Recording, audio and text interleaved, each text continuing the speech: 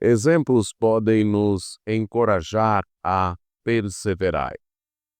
E o valor dos exemplos reside na capacidade que eles têm de transformar conceitos abstratos, por exemplo, como o próprio conceito de perseverança, de coragem, em realidades tangíveis. Nós podemos, na vida destes exemplos, ver o que é perseverança, o que é coragem. E assim eles nos provam que é possível avançar apesar dos desafios.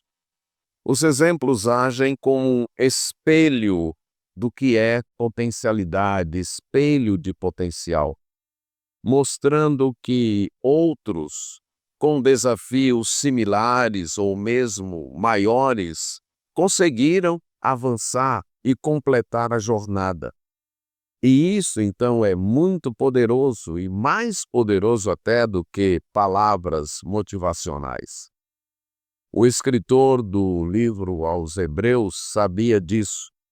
Por isso, em sua exortação à perseverança, ele fez desfilar um certo número de exemplos, mostrando pessoas que, com fé, perseveraram apesar das dificuldades, apesar das adversidades. Ele faz isso após conceituar o significado de fé. Essa passagem passou a ser conhecida como o capítulo dos heróis da fé. O texto de Hebreus, capítulo 11, que foi lido no início do nosso culto. Esse texto nos mostra que a fé é o que sustenta a nossa perseverança. E por que a fé sustenta a nossa perseverança? Eu irei destacar 6 motivos que fazem a fé sustentar a nossa perseverança. Não me deterei nos detalhes do texto, em virtude do tempo, e que é um texto grande e extremamente rico. Irei destacar esses 6 motivos. O primeiro deles é que a fé sustenta a nossa perseverança porque ela abre os nossos olhos para crer no invisível. A ligação entre fé e perseverança é óbvia. Só persevera quem tem fé. Mas o autor destacou isto no final do capítulo 10 e vai reafirmar isso no início do capítulo 12. No final do capítulo 10, a partir do verso 36, ele dizendo aos seus eleitores: vocês têm necessidade de perseverar.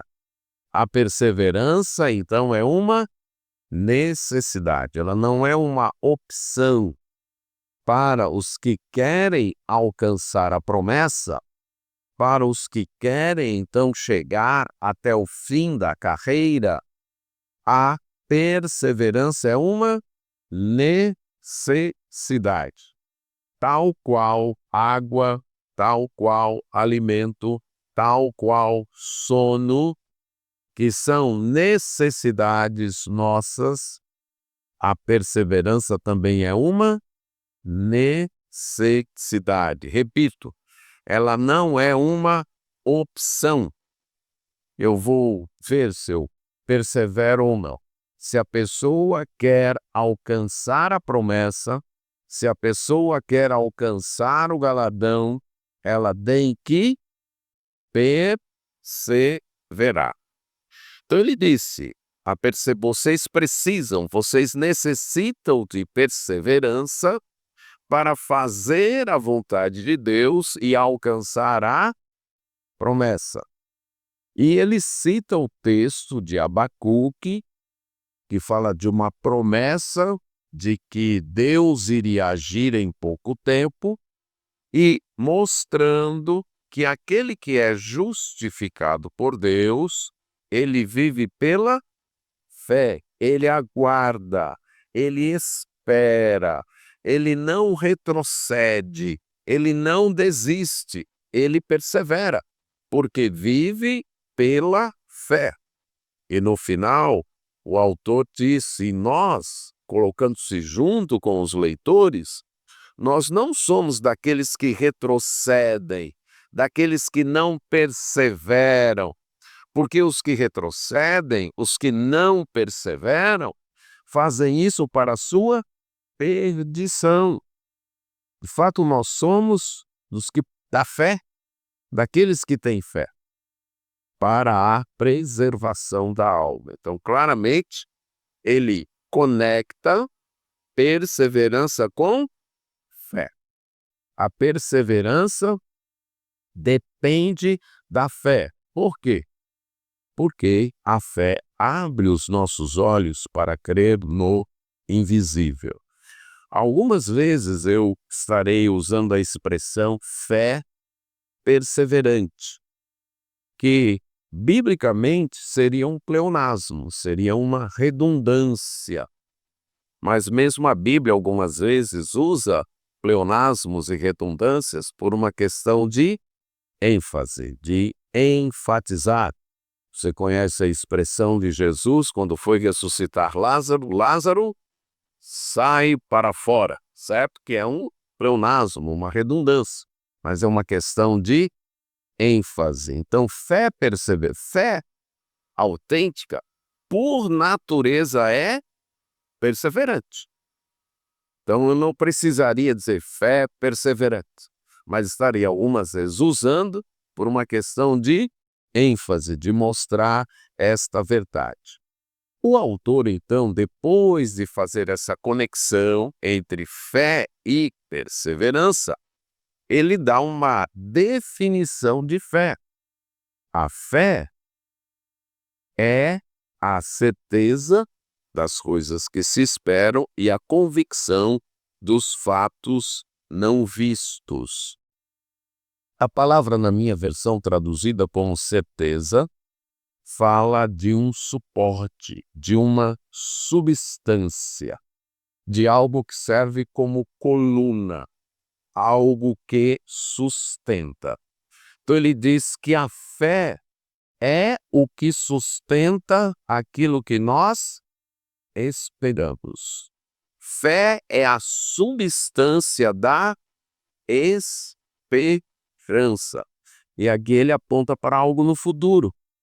Nós temos promessas, nós temos expectativas, e nós não desistimos destas promessas, nós não abandonamos estas expectativas, porque acreditamos que elas são reais, elas têm substância, elas não são vagas, não. Elas têm um sustentado, elas têm alicerce, elas são seguras. Aqui a ideia é mais objetiva. Independente do que ocorre dentro de nós, aquelas promessas de Deus que nós esperamos, elas são reais. Elas têm substância, elas têm apoio, elas têm sustentáculo. Não precisamos duvidar. A certeza é algo que ocorre dentro de nós, é mais subjetivo. Mas uma certeza, para ser verdadeiramente certeza, ela tem que estar apoiada em algo que de fato exista, em algo que tenha substância. E também a fé é a convicção e poderia ser traduzido também evidência de fatos que nós não vemos. Então, nós não vemos, mas a fé funciona como evidência de que aquilo que nós não vemos é real. Aquilo que não é tão tangível, aquilo que os meus sentidos não podem captar, mesmo assim é real. Esta definição, então, me diz que é a fé que dá suporte, dá substância à esperança, que fornece a base para a esperança, é a fé que dá convicção, que evidencia que é real aquilo que eu não posso enxergar ou sentir. A palavra traduzida com certeza na literatura grega foi usada para expressar o título de propriedade que garantia a posse daquela propriedade por parte de alguém, como se alguém perguntasse: você é o dono disso aqui? Soube. Cadê a prova? Cadê a evidência? Ele apresentaria o título de propriedade. A fé é o título que evidencia a propriedade das promessas de Deus. A pessoa que tem fé, ela tem certeza de que irá acontecer aquilo que Deus prometeu. Que aquilo que Deus prometeu é real, de fato existe, ainda não chegou, mas existe. A promessa, embora esteja no futuro, para ela já é uma realidade. Ela não precisa ver para crer. O crer já é a visão necessária desta realidade. Então é baseado na fé que eu aceito como real aquilo que eu ainda espero, aquilo que foi prometido. É pela fé que eu aceito como real os fatos que eu não vi. Um exemplo disto é dado no versículo 3. Ninguém, a não ser o próprio Deus, Deus Trino, viu a criação do mundo.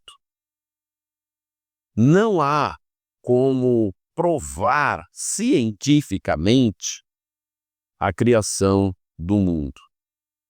Da mesma forma que não há como provar cientificamente a teoria da evolução. Quando eu digo provar cientificamente, é você, através de repetições constantes, garantir o mesmo resultado. Então, se eu pegar essa garrafa e eu quero provar que se eu soltar essa garrafa, ela cai. Eu posso fazer isso 1000 vezes. Então, isso aqui se coloca como uma prova científica, algo que pode ser repetido, repetido, repetido, repetido, e vai ficar provado que essa mesma causa provoca o mesmo efeito. Então, a ciência é baseada nisso, e é assim porque Deus criou assim, não haveria vida possível sem isso. Por exemplo, a medicina funciona nisso. Você tem determinado sintoma, esse sintoma indica uma certa doença e tal remédio já foi evidenciado que repetido e experimentado é capaz de aliviar ou curar aquela doença. Nesse momento nós estamos experimentando isso. Eu estou falando, vocês estão ouvindo, e isso é feito com base em experiências de que alguém que fala pode se fazer entendido e alguém que escuta pode entender.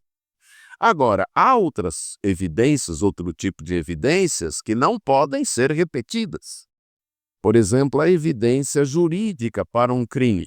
Isso não pode ser repetido. Isso é baseado num contexto, em coerência, analisando os fatos e verificando qual deles melhor explica aquela situação. Então, isso não é repetido, certo? Não dá para você repetir o crime. Não dá para você voltar no tempo.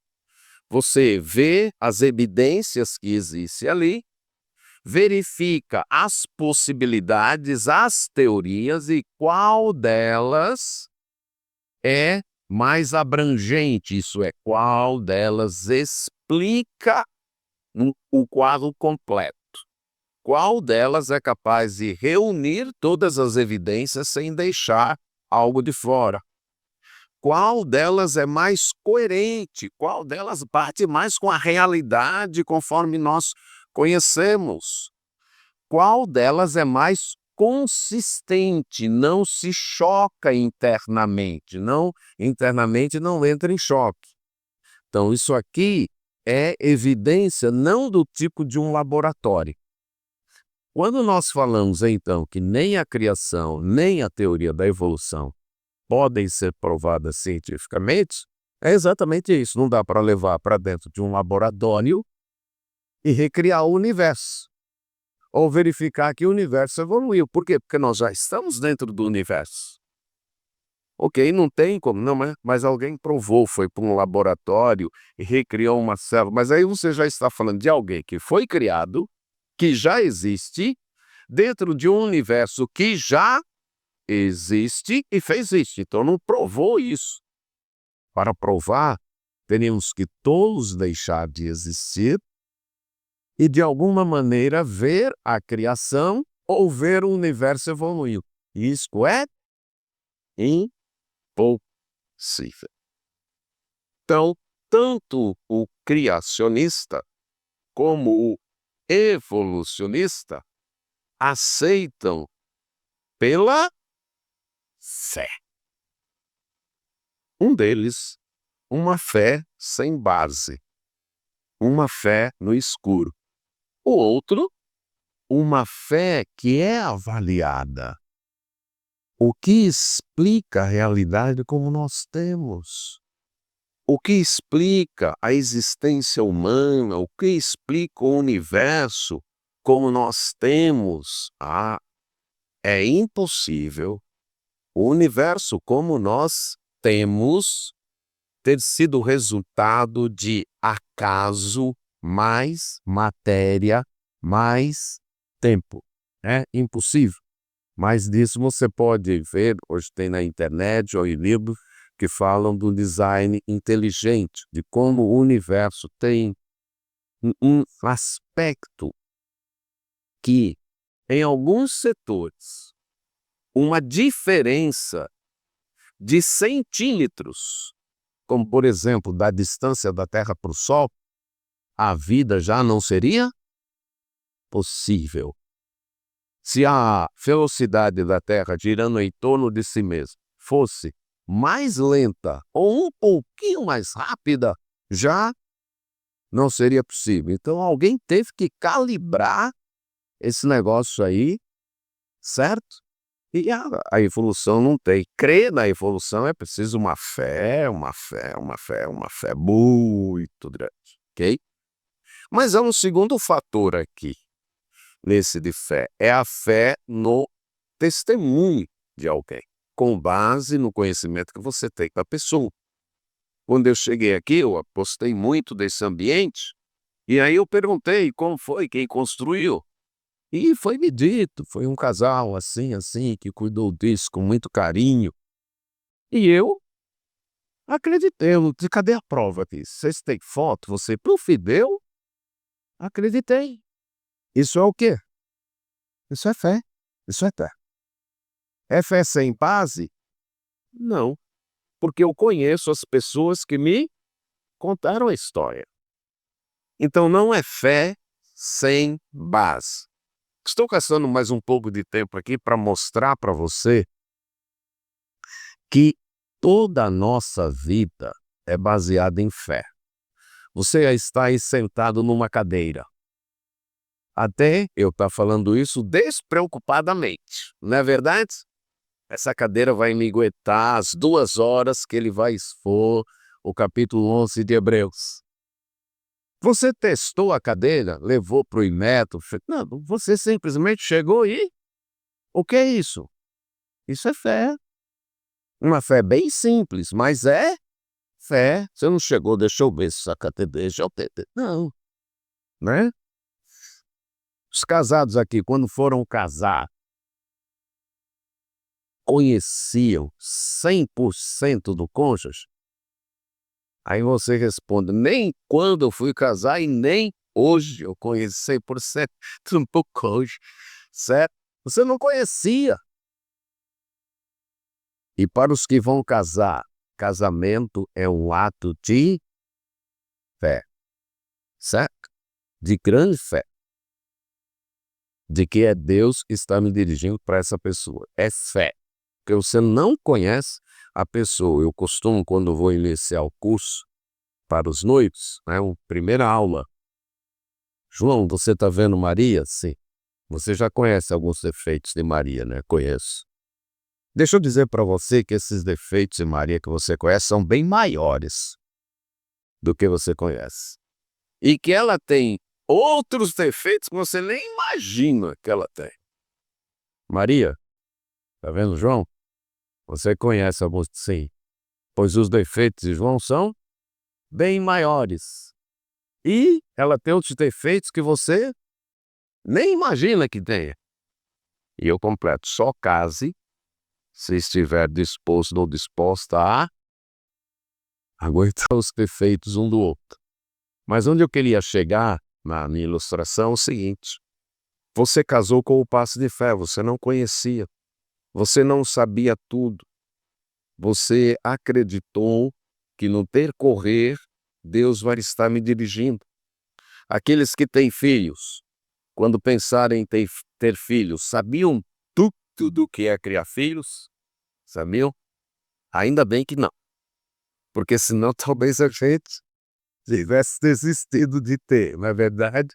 Tudo que está envolvido em ter filhos, a responsabilidade, não é verdade? É um negócio assim. Tivemos. Isso foi um ato de fé. Quando você vai comprar um carro, você pede, eu só compro esse carro se vocês desmontarem o carro e depois montarem ele todinho me explicando peça por peça para que serve. É assim que a vida funciona? E o que é isso? Um ato de fé. Agora, sabe, o extremo do orgulho e arrogância é quando eu chego para Deus e digo, eu só creio se o Senhor me explicar tudo. É o extremo da arrogância. Porque aqui, no relacionamento com pessoas falhas, eu aceito a palavra como garantia suficiente. Eu não duvido. Não é assim? A não ser que a pessoa me dê razão para duvidar, não duvido. Agora, quando chega com Deus, não, ou eu entendo ou eu não creio. Não. A fé é estar ciente de que as promessas de Deus, por mais que me pareçam incríveis, elas são reais. A fé é olhar para os fatos como da criação, que eu não vi, que não tem como ser provado cientificamente, mas baseado no contexto em que eu vivo, que é a melhor explicação. Mas, acima de tudo, no que Deus disse, eu creio que de fato foi desse jeito. Foi assim. Não preciso de evidências científicas para isso. Nós precisamos, então, desse tipo de fé. Lembra do servo de Eliseu? Quando o exército sírio cercou a cidade que eles estavam, ele fica apavorado. E Eliseu ora para que o Senhor abra os olhos daquele servo, e quando abre ele enxerga um outro exército, até então invisível, que estava protegendo Eliseu e o seu servo. Lembra de Agar, quando ela está indo embora e acabou a água, acabou a comida e ela tem seu filho e ela desesperada se afasta porque sabe que o seu filho irá morrer de sede, de fome, e ela nem quer ver isso. E Deus, o anjo do Senhor, se apresenta e abre os olhos dela e ela enxerga um poço. Não é dito que Deus criou o poço. É dito que ela chegou ao poço. Muitas vezes eu creio que o poço já estava ali, mas a falta de fé não permitiu que ela enxergasse. Ok? Isso é fé, que nos faz perseverar, ver o invisível. Em segundo lugar, a fé nos faz ser aprovados por Deus. Verso 2. Pois pela fé os antigos obtiveram o bom testemunho. Isso é, Deus testemunhou deles. A palavra testemunho é uma palavra dada sobre algo de alguém ou de algum fato.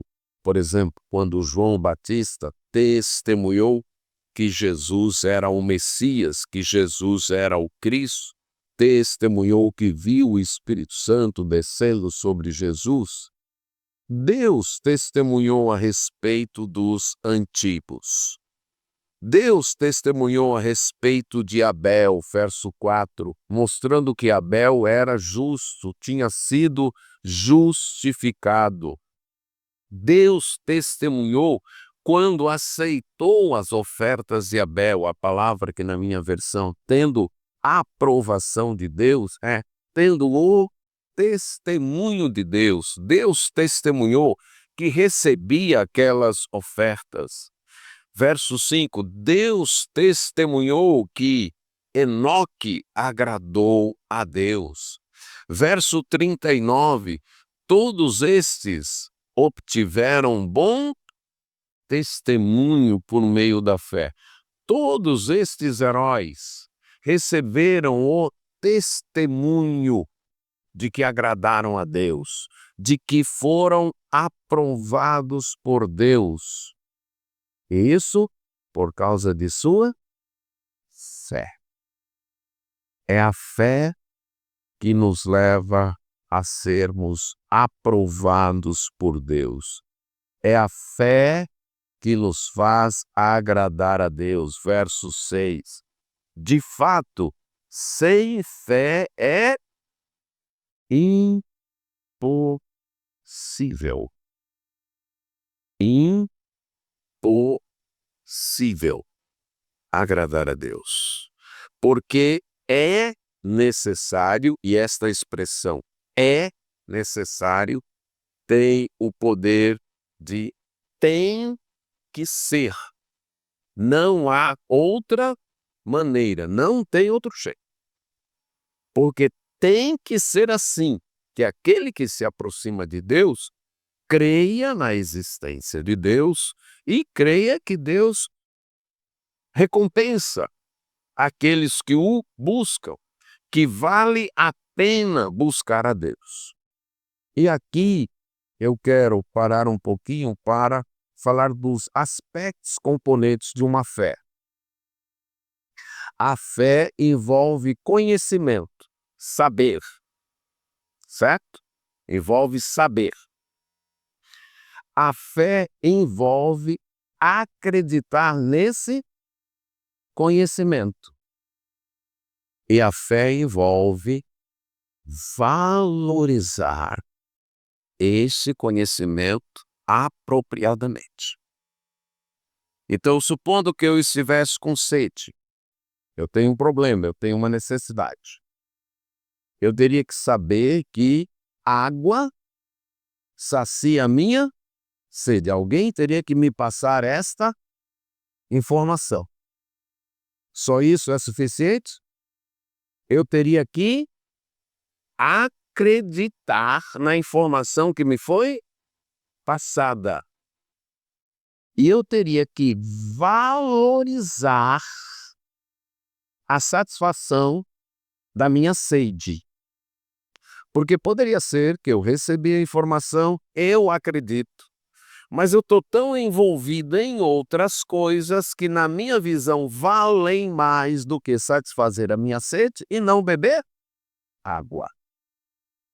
E aí poderia ter uma desidratação e outras coisas piores. Eu sei a informação, eu creio na informação, mas eu julgo de maior valor outras atividades do que beber água, ok? Então, há certos médicos, por exemplo, que fumam.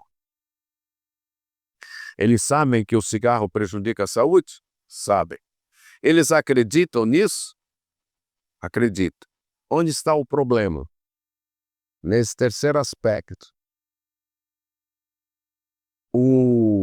A satisfação o prazer dado pelo cigarro, para eles é de maior valor do que a preservação da saúde. Estão entendendo? Então, esses 3 aspectos é que fazem, que compõem uma fé. Então, é preciso a pessoa ter as informações a respeito de Deus, de seu plano, dos deveres que a pessoa tem diante de Deus. Ela precisa ter isso. Ela precisa ter estas informações e acreditar nestas informações. É verdade. Mas ela também precisa valorizar Deus acima de... Que para mim aqui está o grande problema. Você já evangelizou pessoas que entenderam? Já entenderam. Eu já tive contato com pessoas em viagens para Israel com guias. Rapaz, os cabos evangelizaram melhor do que a gente. Eles contaram a história de Jesus da igreja melhor do que a gente. Eles evangelizaram. Eles tinham as informações. Eles acreditavam? Não, eles não acreditavam. Eles eram guias turísticos, estavam cumprindo sua tarefa, tinham as informações e passavam as informações com uma propriedade incrível. A clareza deles era incrível. Eu me lembro que no quarto episódio alguém cochichou dentro de mim. É a mula de Balaão. Certo? Ele está falando a verdade. Certo? Com uma clareza, com uma propriedade que a gente ficava encantado, mas não acreditava. Você já encontrou pessoas que entenderam e acreditavam, mas não seguiam? Você tem contato com pessoas assim? Que creem, que aqui sabem, que são capazes de contar a história do Evangelho, acreditam, mas não seguem. Onde está o problema aqui? Para elas, isso não tem o devido valor. Um exemplo bíblico. Lembra do jovem rico? Lembra? Ele sabia que estava perdido. Sabia? Sabia que ele vai atrás de Jesus com uma pergunta. Qual é a pergunta? O que eu posso fazer para ter a vida eterna? Ele sabia que estava perdido. Porque senão, ele não teria ido atrás. Ele sabia que estava perdido. Aí Jesus fala dos mandamentos, né? Eu sempre brinco dizendo que se aquele jovem estivesse na nossa igreja, nas nossas igrejas, seria assediado. Pensa num cabaré de moral elevada, né? Que ele diz, eu cumpro todos esses mandamentos. Então é um cabo assim que todas as moças encheriam os olhos delas e todas as mães talvez até orassem, né? Ó Deus, dirige, certo? Ok? Era um rapaz assim fantástico, uma moral altíssima, uma sensibilidade espiritual, porque sabia que não tinha vida eterna, não era alguém simplesmente preocupado em levar-se de um dia após o outro, não, ele estava preocupado. Quando Jesus tocou, mostrando, na minha interpretação, Jesus disse, você tem que amar a mim mais do que ama suas riquezas. Foi isso que Jesus disse para ele, convém tudo o que tens. E entende, segue, você tem que me amar mais do que você ama suas riquezas. Tocou nesse terceiro aspecto, o aspecto da valorização. Para você me seguir, eu tenho que ser o supremo valor da sua vida.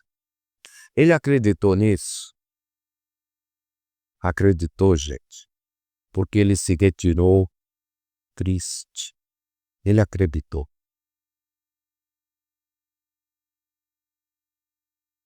Aí eu vejo uma coisa fantástica. A pessoa pode acreditar, mas tem no seu coração outros valores.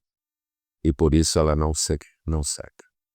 Outro fator ali é dito que Jesus, olhando para ele, o amou.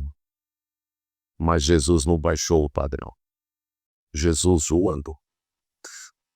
O inferno para aquele jovem começou ali.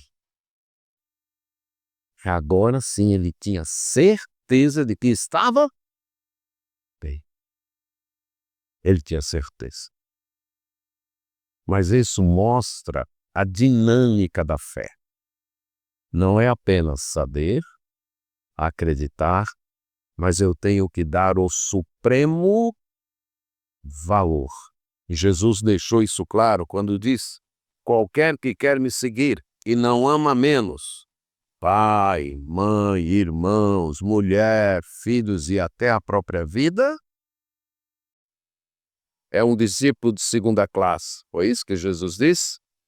Vai para o céu num vagão de terceira e quarta classe. Foi isso que Jesus disse? Jesus disse o quê? Não pode. Não pode ser meu discípulo. Então, aqueles que buscam, aqueles que se aproximam de Deus e o buscam, concebem esse valor. Eu sei que Deus existe, eu creio que Deus existe e eu o busco, porque é o tesouro maior que eu tenho na vida. Um texto que para mim é bem elucidativo é o de Isaías, capítulo 30, verso 15. Falando para o povo de Israel numa época em que eles estavam enfrentando o perigo do exército assírio, e esse povo teimava em confiar nos seus próprios recursos e nas alianças com as nações em volta, e o profeta Isaías passa quase toda a sua vida desafiando: vocês não precisam de outras alianças porque vocês já têm uma aliança com Deus, vocês precisam confiar em Deus. E no verso 15, para mim, resumindo a mensagem da primeira parte do livro de Isaías, ele diz: porque assim diz o Senhor Deus, o Santo de Israel, na conversão e no descanso está a salvação de vocês. Na tranquilidade e na confiança reside a força de vocês. Mas vocês não quiseram. Pelo contrário, disseram: nada disso, vamos fugir a cavalo. Sim, vocês vão fugir. E vocês disseram: vamos cavalgar sobre cavalos ligeiros.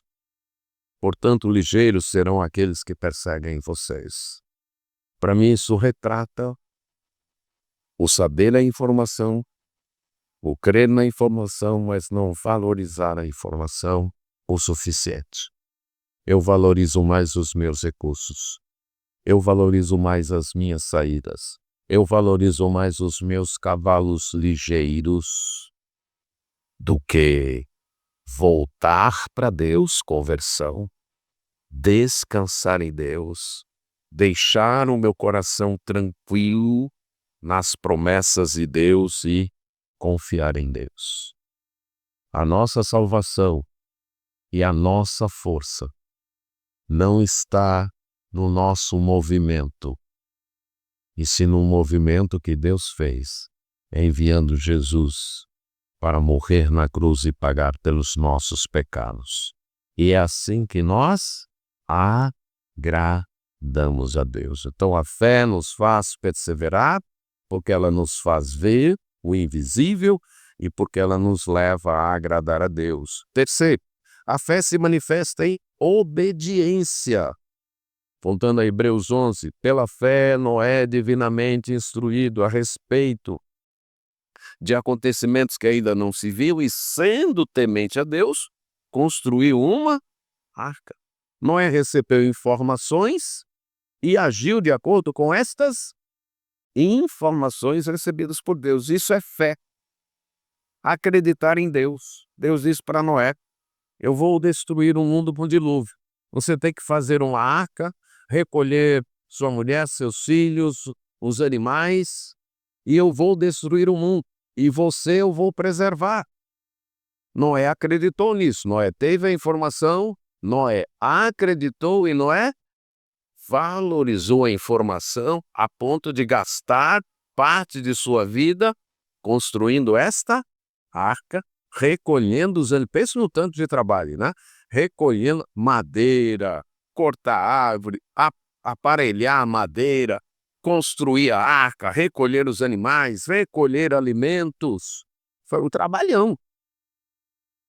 E essa obediência foi movida pela fé. 11:8. Pela fé, Abraão, quando chamado, obedeceu. Uma frase tão simples, mas pense nas implicações. O homem estava lá, em Ur dos Caldeus, uma das maiores cidades da época. Escavações arqueológicas mostram que havia prédio até de 3 andares. Na época de Abraão, então uma cidade fantástica para se viver. Lá está o homem com sua família. Um dia, Deus diz, sai daí. Eu vou para onde? Eu ainda vou te mostrar. Por enquanto, eu só quero que você saia. Você está pense um pouco nas implicações. Se isso fosse com você, onde você está, e de repente Deus diz, sai daí. Mas para onde? Deus? Sai. Até eu ainda vou te mostrar que o homem obedeceu. Saiu sem saber para onde ia. Eu vou ter uma terra que Deus prometeu que eu vou herdar. E ele anda como peregrino nessa terra. Mas obedeceu. Não existe fé autêntica. Não existe fé perseverante sem obediência. Eu creio em Deus, mas não obedeço. Você não crê. Ok? A fé se manifesta na obediência. Porque muitas vezes nós queremos afirmar e outros querem afirmar quando dizem eu creio em Deus, embora seja desobediente, eu creio num Deus que eu criei em minha mente. Não é o Deus das Escrituras. Há um Deus em minha imaginação que tem alguns aspectos do Deus da Escritura e esse é o Deus que eu creio. Então, esse Deus que eu creio, que eu mesmo criei em minha imaginação, ele se permite ser desobedecido sem nenhum problema. Mas o Deus das Escrituras, quando nós cremos nele, nós obedecemos, nós o reconhecemos como sábio. Então, se ele está dizendo para eu fazer isso, é porque isso é o melhor. Eu creio e eu vou fazer. Então, a fé perseverante, ela me abre os olhos, ela me leva a agradar a Deus e ela se manifesta em obediência. Em quarto lugar, a fé é um estilo de vida centrado nas promessas de Deus. E aqui você tem um texto, boa parte do texto mostrando isso. Pela fé, ele peregrinou na terra da promessa, passou a ser parte do estilo de vida de Abraão, habitando em tendas. A ideia aqui é de algo temporal, algo frágil. Eu estou aqui hoje, amanhã eu posso estar ali. Eu não tenho uma casa construída. Pense nisso, irmãos. Abraão deixou sua terra, deixou seus parentes, se fez acompanhar apenas de sua esposa e quando morreu não tinha uma casa construída.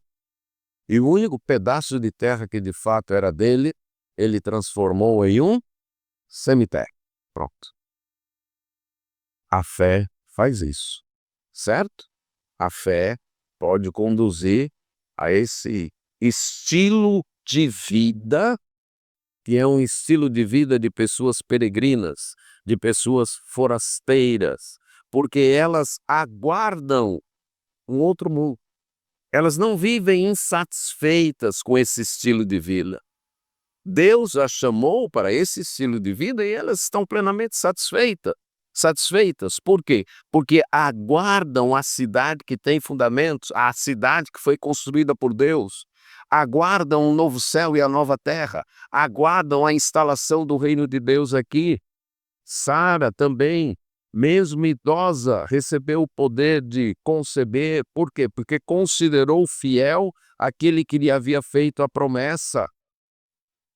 Os outros heróis da fé que ele vai citar, Isaac, Jacó, José, todos eles manifestam esse estilo de vida. A fé não como um ato apenas, mas a fé moldando a minha maneira de viver, moldando o meu estilo de vida. E isso fica claro nos versos 13 a 16. Todos estes morreram na fé, morreram crendo, mas não obtiveram as promessas. Abraão teve a posse da terra? Não. Abraão viu a multidão que Deus disse que seria descendência dele? Abraão viu reis surgindo dele como Deus havia prometido? Não. Por causa disso ele desistiu de crer? Não. Ele morreu crendo. Mas viram-nas de longe e se alegraram com elas. A ilustração que eu tenho aqui é de alguém que chega ao porto esperando a chegada de um rei num navio. E eles estão lá no porto, porque foi prometido para eles que o rei que irá libertá-los, o rei que irá transformar o mundo onde eles vivem, irá chegar. E eles passam a vida naquele porto. Armam suas tendas, abdicam de tudo que tinham para viver ali. E eles veem um navio lá longe e acenam. É verdade, vai chegar. Mas antes do navio chegar, eles morrem. Mas estão no porto. Não arredaram o pé do porto. É isso que o autor está dizendo. Isso é fé. Ok? Eu posso não ver a concretização das promessas. Mas o simples fato de estar no porto esperando e ver de longe já me alegra, já fico feliz. Porque eu sei que eu não sou daqui. Esse rei vai mudar isso. E eles dizem, os que agem assim, eles confessam que essa pátria não é a pátria deles. Nós somos cidadãos brasileiros em segundo lugar. Porque em primeiro lugar, nós somos cidadãos celestiais. Isso deve estar bem firmado para a gente não estar se envolvendo e gastando tempo com coisa que vai ficar aqui, certo? Nós temos uma outra cidadania, a cidadania celestial. Devemos valorizar a cidadania brasileira até o ponto em que ela não me coloca contra a cidadania celestial. Quando ela me coloca contra a cidadania celestial, é a cidadania celestial que tem que ter preferência. Porque eu sou um brasileiro por várias décadas, mas serei cidadão celestial eternamente. Então isso deve estar bem claro para nós, não tratando isso como desprezo à cidadania brasileira, mas dando o seu devido lugar. E se na verdade eles se lembrassem daquela de onde saíram, eles teriam a oportunidade de voltar, mas eles não fizeram isso. Eles queriam uma pátria superior, a pátria celestial. A fé, então, torna-se um estilo de vida. Todas as suas decisões, todas as suas transações, seu casamento, sua escolha vocacional, falando aqui aos jovens, a criação dos seus filhos, as mudanças que você faz de cidade, de estado, tudo isso tem que ser moldado por sua fé em Cristo. Tudo isso tem que ser dirigido por sua fé em Cristo. Nada pode estar fora disso. É sua obediência a Deus que tem que moldar, dirigir toda a sua vida. E estes heróis da fé focaram em estar andando de acordo com as promessas de Deus. Em quinto lugar, a fé me ajuda a perseverar porque ela escolhe seguir a Deus mesmo no sofrimento. Porque nós esperamos recompensas melhores, superiores. E aí o exemplo é Moisés. Os pais de Moisés fizeram uma escolha. Essa escolha acarretava riscos? Sim? Sim. Qual era a ordem na época que Moisés nasceu? Se é menino, joga no rio. Os crocodilos vão se encarregar desse menino. Os pais de Moisés perceberam que esse menino aqui é diferente. Nós não vamos jogar no rio, não. Isso era perigoso? Era muito perigoso. Perigoso em vários sentidos. Perigoso para eles. E para mim um outro perigo é você se afeiçoar a alguém e depois perder essa pessoa. Você concorda que isso é um perigo? É um perigo. Então eles estavam correndo esse perigo. Mas eles agiram por fé. E Moisés? Pronto, ele também fez uma escolha. Criado como neto do faraó, grande rei do momento, ele fez uma escolha. Eu prefiro ser maltratado junto com o povo de Deus do que usufruir prazeres transitórios do pecado. Essa é a escolha que a fé faz. Eu prefiro sofrer do que ter prazeres momentâneos. Eu prefiro ser desprezado do que ter uma honra que vai ser apenas durante essa vida. É isso que a fé faz. Então você percebe como a fé molda as escolhas. Dirige as nossas escolhas. Por quê? Porque ele entendeu que havia uma riqueza maior em Cristo. Ele entendeu isso. O que eu tenho em Cristo nem se compara com o que Faraó pode me dar. Nem se compara com o que o Egito, com toda essa grandeza, pode me dar. Os tesouros de Cristo são maiores. E é isso que eu quero. Moisés desfrutou desses tesouros de Cristo na sua plenitude em sua vida? Não. E isso é agir com fé. Um dia eu vou ter. Por isso eu continuo crendo. E ele não se amedrontou, ele permaneceu firme nesta escolha. Como diz o verso 27, o faraó ficou irado, tentou matá-lo, mas ele permaneceu firme, ele conservou. A palavra aqui, permanecer firme, traz a ideia de perseverança, é uma outra palavra, mas ela é a ideia de você conservar. Com a mulher de Jó, pergunta para ele, estando nessa situação, você ainda vai conservar, manter sua integridade? E ele responde o quê? Sim. Né? Sim, eu vou. E aí é outro exemplo grande, né, de um homem que fica sozinho. Ali ele ficou absolutamente sozinho. Nem a mulher lhe deu apoio, nem os amigos que vieram para apoiá-lo lhe deram apoio. E Deus estava em silêncio. E para mim essa é a grande dor de Jó, né?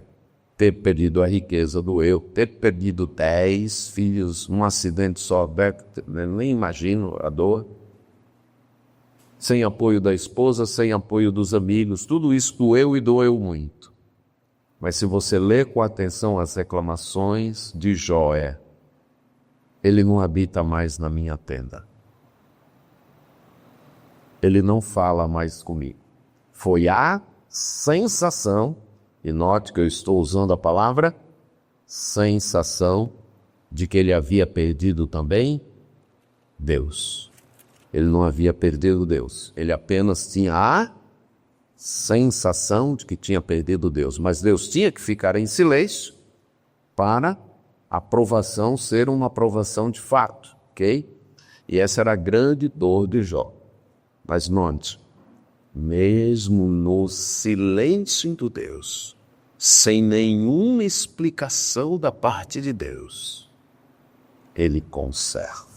Ele persevera. Moisés, então, perseverou.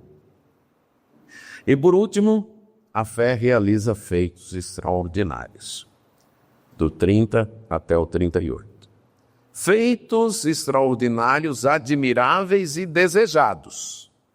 Derrubar muralhas, uma prostituta se converter, o que Gideão fez, o que Baraque fez, o que Sansão fez, o que Jefté fez, o que Davi fez, o que Samuel fez, os que os profetas fizeram, conquistaram reinos, praticaram justiça, obtiveram promessas, fecharam a boca de leões, extinguiram a violência do fogo, escaparam de ser mortos à espada, da fraqueza tiraram forças, fizeram-se poderosos na guerra, puseram em fugas exércitos estrangeiros, mulheres pela ressurreição recebendo seus mortos. Isso aqui a gente inveja muito, né? A gente queria que a nossa fé também fosse capaz de fazer isso. Então a fé é capaz de fazer feitos extraordinários, admiráveis e desejados. Mas a fé também é capaz de fazer feitos extraordinários, admiráveis e não muito desejados. Alguns foram torturados. Foi dado um resgate. Se você aceitar esse resgate, você não vai ser torturado. Não. O meu resgate é uma ressurreição superior. Outros passaram pela prova de zombarias, açoites, algemas, prisões, apedrejados, cerrados ao meio, mortos ao fio da espada. Isso aqui nós não invejamos. Mas a fé pode nos levar a isso? Pode. Então vamos ter bem isso em mente. A fé pode fazer coisas fantásticas que fazem os olhos brilhar. Olha como aquela pessoa tem fé. Mas o fato de alguém aceitar ser cerrado ao bem e não negar sua fé também é um feito extraordinário. É um milagre também. Apesar da gente não desejar isso, mas a fé pode nos levar a isso. Andaram como peregrinos, vestidos de peles de ovelhas e cabras, passaram por... Esse é um texto pouco, né? A gente acredita que Deus supre todas as nossas, mas aqui está dizendo que o pessoal que teve fé passou por necessidades. Passou por necessidades. Foram afligidos e maltratados. Agora veja a inversão de valores que o autor faz no verso 38, na primeira frase. Qual é a inversão de valores aqui? Quando a gente vê uma pessoa não bem vestida, passando necessidades, sendo maltratada, a tendência do é julgar aquela pessoa como indigna. O mundo, a nossa sociedade não é digna daquela pessoa. Mas o que é que o autor de Hebreus diz? Era o mundo. Eles estavam muito acima. O valor deles era muito alto. Muito alto. O mundo não os merecia. Não era eles que não mereciam o mundo, era o mundo que não os merecia. Por causa de sua fé, andaram errantes pelos desertos, pelos montes, pelas covas, pelos antros da terra. feitos extraordinários, mas que acarretaram extremo sofrimento e até a perda da vida. E o autor conclui dizendo: todos estes obtiveram bom testemunho por meio da fé, mas não obtiveram a concretização da promessa. Em outras palavras, todos eles morreram no porto antes do navio chegar, antes do navio atracar. Mas por quê? Você já ouviu pessoas falarem: eu gostaria de ter vivido no tempo de Abraão, no tempo de Davi, eu gostaria de ter visto o mar se abrir ali com Moisés, eu gostaria de ter visto os milagres de Jesus. O autor de Hebreus tem uma visão diferente. O tempo melhor é esse. Porque Deus tinha previsto algo melhor para nós. Para que eles, sem nós, não fossem aperfeiçoados no sentido de ser completados. As promessas atingem o seu clímax na vinda de Jesus Cristo. Lembra daquelas palavras que Jesus diz sobre João Batista? Entre os nascidos de mulher não há ninguém maior do que João. Mas eu digo a vocês que o menor no reino é maior do que João. Como é isso? E eu creio que Jesus está dizendo o seguinte: naquela dispensação, o maior é João Batista. Por uma razão. Ele viu o navio atracar, ele viu o rei descer do navio, inclusive ele batizou o rei. Mas ele morreu antes da chegada do Espírito Santo, que é parte das promessas. Aqueles que estão depois disso têm privilégios maiores do que João. Vivemos o tempo das primícias do rei, dos primeiros frutos, como Romanos diz. Nós temos as primícias do Espírito Santo, mas também aguardamos a consumação. Com a vinda de Cristo, a guerra já teve o seu dia decisivo, o seu dia D. A vitória já foi garantida, mas a guerra ainda não terminou. Eu ilustro como uma partida de futebol em que um time já está ganhando de 40-0. Não tem como outro time virar. Mas o jogo ainda não acabou. É preciso perseverar até o fim do jogo. É preciso continuar.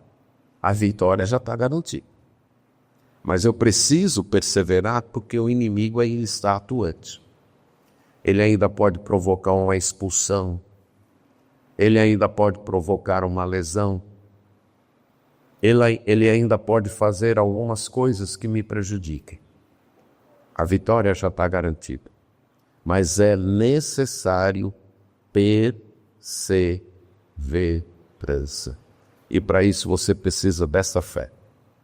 Uma fé que vê o invisível, uma fé que agrada a Deus, uma fé que obedece, uma fé que molda o teu estilo de vida, uma fé que faz escolhas, mesmo que te levem ao sofrimento, porque você sabe que tem um bem maior, e uma fé capaz de feitos extraordinários, sejam confortáveis ou desconfortáveis. Que a graça de Deus nos fortaleça nesse tipo de fé. Amém.